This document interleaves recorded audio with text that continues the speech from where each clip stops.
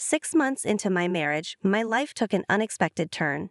My husband suddenly insisted that I take care of my bedridden father-in-law, who had been injured in an accident. Since I had never done anything like that before, it was really hard for me. One day, my husband told me, "We're going to relax in Hawaii. You stay here and take care of my father." So he and my mother-in-law left for Hawaii, leaving me behind. They had no idea that their decision would lead to a big tragedy later on. My name is Mary and I'm 30 years old. I've always loved cooking, so after I graduated from college, I started working for a big restaurant chain. Now, I'm in charge of creating new products in the planning department, and I've been doing this for 8 years. I met Tom, who later became my husband, 2 years ago. One day, I went to my favorite Japanese pub alone and sat at the counter. Tom was sitting next to me, and we found out we were the same age through a conversation with the pubmaster. We had a nice chat and exchanged contacts. After that, Tom started inviting me to dinner regularly, and we began spending more time together. Tom was cheerful and funny, and I was really drawn to him. It seemed like he felt the same way, so we naturally started dating. After a year, we got married 6 months ago. Now, we're enjoying our life together in an apartment that's conveniently located between our workplaces. Sometimes I don't have the energy to do all the housework because of our jobs, but Tom always smiles and says, "You don't have to be perfect at housework. I'm just happy being with you." I also wish I could prepare dinner more often, but I'm just happy to share a meal with the person I love. Tom is so kind and always says, "I like to treat the people I care about nicely. I'm so happy to be his wife." Tom replied, "Me too. I'm really happy to have a wife like you." Even 6 months after our wedding, we still had sweet conversations like this. I thought our happy days would last forever, but suddenly, everything changed. One day when I came home from work, Tom was already in the living room. Normally, whoever got home first would greet the other with a cheerful "hey," but that day, there was a heavy silence. Tom was on his phone, looking worried. I nervously asked him, "Tom, are you okay?" "Hey, Mary," he said, sounding completely out of it. "What happened? You seem terrified," I asked. He paused before answering. "My mom called. My dad was in an accident." What? I couldn't process what he said right away, but I knew we couldn't just sit there. I grabbed Tom's hand and said, "What are you doing sitting there? We need to go see him now." Tom shook his head. "I'm afraid we can't." "Why not? Does that mean he's not doing well?" Tom replied, "Yeah, but Mom is staying with him until he gets better. She said we don't have to come right now." Hearing that, I realized there was nothing more we could do at that moment. I let go of Tom's hand and sat down on the sofa, feeling worried. "I'm really concerned. Is he going to be okay?" Tom stayed silent, which only made me more anxious. My father-in-law had just turned 65. He was always taking care of his health, hiking and golfing on his days off. Tom worked for his father, who owned the business. I could see how upset Tom was, knowing that both his father and the president of the company he worked for were in trouble. He didn't seem like his usual cheerful self. He was clearly depressed. A week later, we were finally able to visit my father-in-law in the hospital.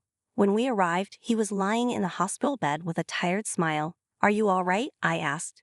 My father-in-law apologized, scratching his head. "Mary, I'm sorry for worrying you."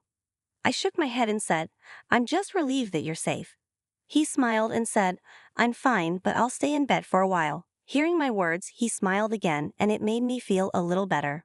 I felt relieved when I saw my father-in-law smile. However, the accident had left him with a spinal cord injury and he was still paralyzed.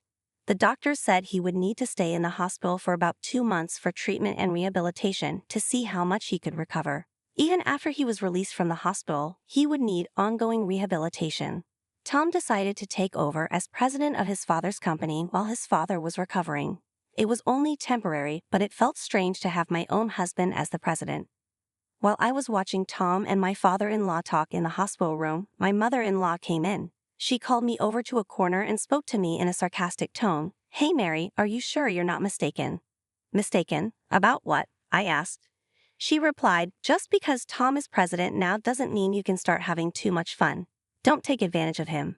I told my mother-in-law, "I don't need to worry about that because I have my own job and earn a good salary." But she just smirked and replied, "Sure, but you knew Tom was the boss's son from the start.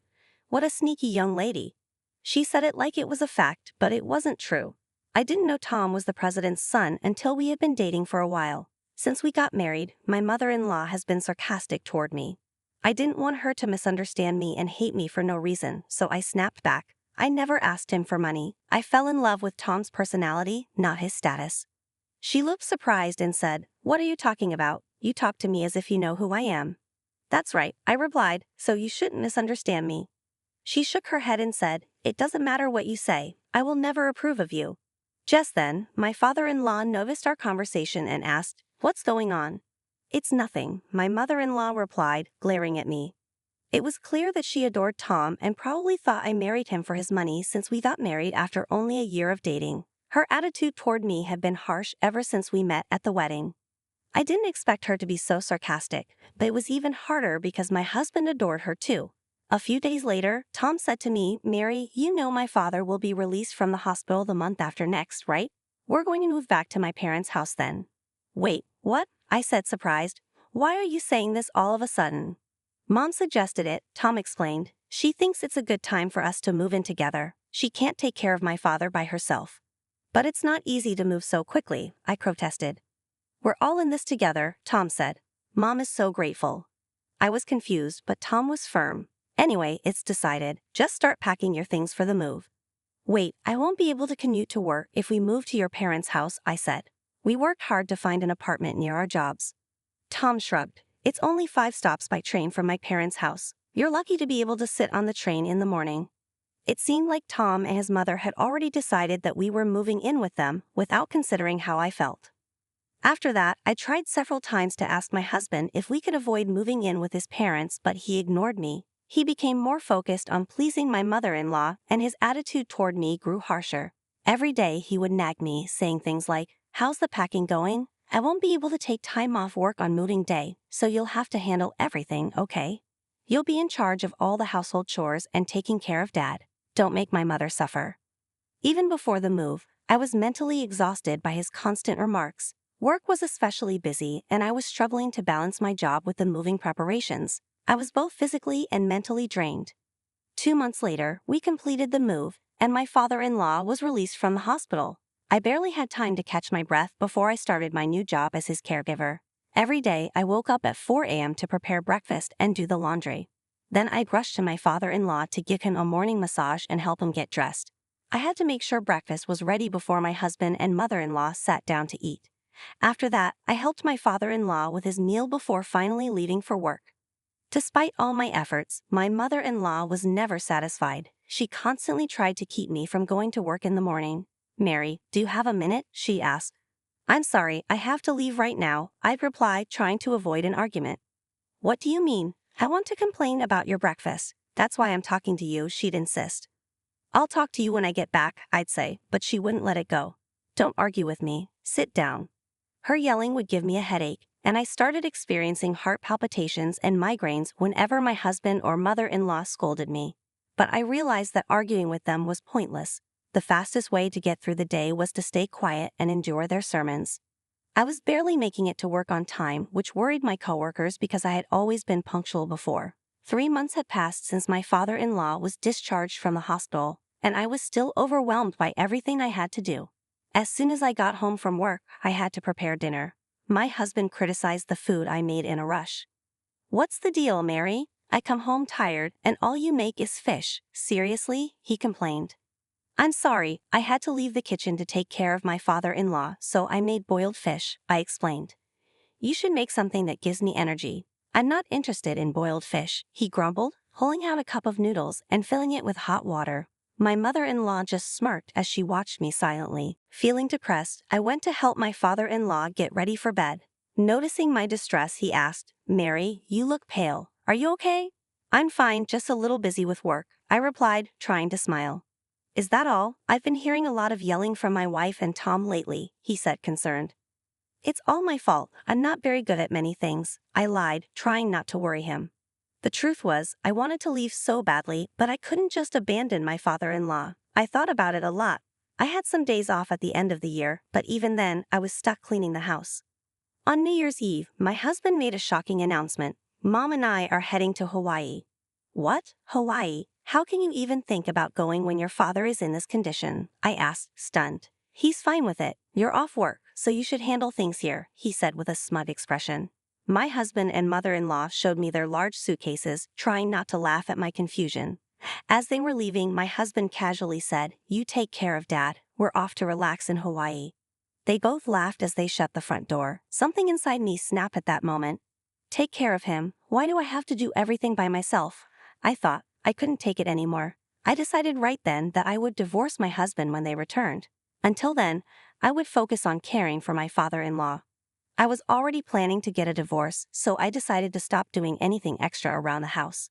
The next day, I made breakfast for my father-in-law as usual and went to his room with a towel to help him freshen up and change his clothes. As I did this, my father-in-law smiled at me and said, "Mary, best wishes for the new year." "Dad, I wish you a happy new year too," I replied. He then asked, "What happened to Tom and my wife last night? They seemed to be in some sort of trouble." "They went to Hawaii," I told him. "Hawaii?" My father-in-law sighed deeply, looking doubtful. "Dad, let's get things going, shall we?" I said. "I'm sorry for everything." "Wait a second, what are your thoughts?" he asked. "I've been able to get out of bed on my own for a few days now. I was waiting for the right moment, but I never imagined they'd give us the perfect opportunity," my father-in-law said with a smile. He then began to explain. My father-in-law had noticed that I was the only one being treated poorly. He had asked my mother-in-law and husband to help him with things, but they completely ignored him. On top of that, the company's executive director contacted him and told him that my husband, who was the acting president, was misusing his position. This trip to Hawaii was likely paid for by the company. So my father-in-law reached out to a company representative and had them monitor my husband's actions. They found out that my husband was slacking off at work, and everyone was furious. My father-in-law was supposed to return as the company president after the new year, and he decided to fire my husband instead of letting him continue. The house was also in my father-in-law's name, so while they were away, we changed the locks and made a plan to keep them out when they returned. I went to the city office to pick up 2 divorce papers. A week later, the front door shook, and the intercom rang repeatedly. My husband and mother-in-law, who had just returned from Hawaii, were trying to get in. I responded to them through the monitor. "Good to see you back. How was your trip?" "What the heck, Mary? Open the door right now. I can't get in," my husband demanded. "I can't do that. My father-in-law warned me not to open the door," I replied. "What? What are you talking about?" they asked, shocked. "Did you enjoy your trip? It was paid for with company funds," I said. "How did you find out about that?" my husband stammered, looking guilty. I couldn't help but laugh at their expressions. My father-in-law, who had been listening in, then interrupted. "Oh, you really embezzled money from my company?" "Dad, why? You aren't supposed to be able to stand," my husband said, stunned.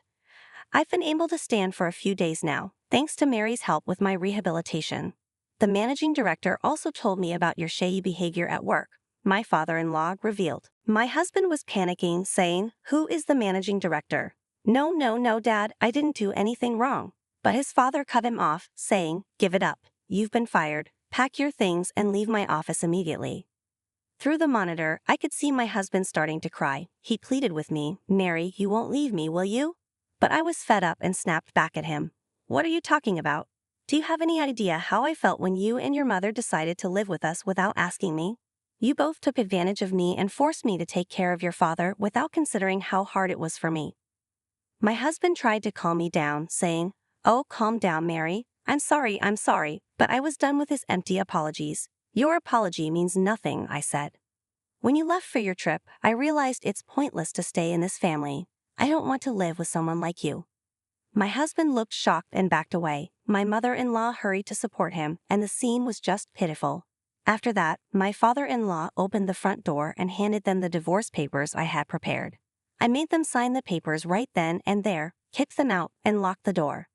My husband and mother-in-law kept pleading, "Open this door," but my father-in-law didn't respond. I haven't seen them since. I've heard that they are both unemployed now and can't afford to rent a place, so they're sleeping in a comic book cafe and working odd jobs. It's a far cry from the life they were used to, but it's the punishment they deserve. After the divorce, my father-in-law told me, "I'm going to hire a housekeeper now, so you're free to go." I took his advice and moved to a place near my work. Now, I'm living a comfortable and fulfilling life. I can't thank my father-in-law enough for saving me, and I'm determined to repay him in any way I can.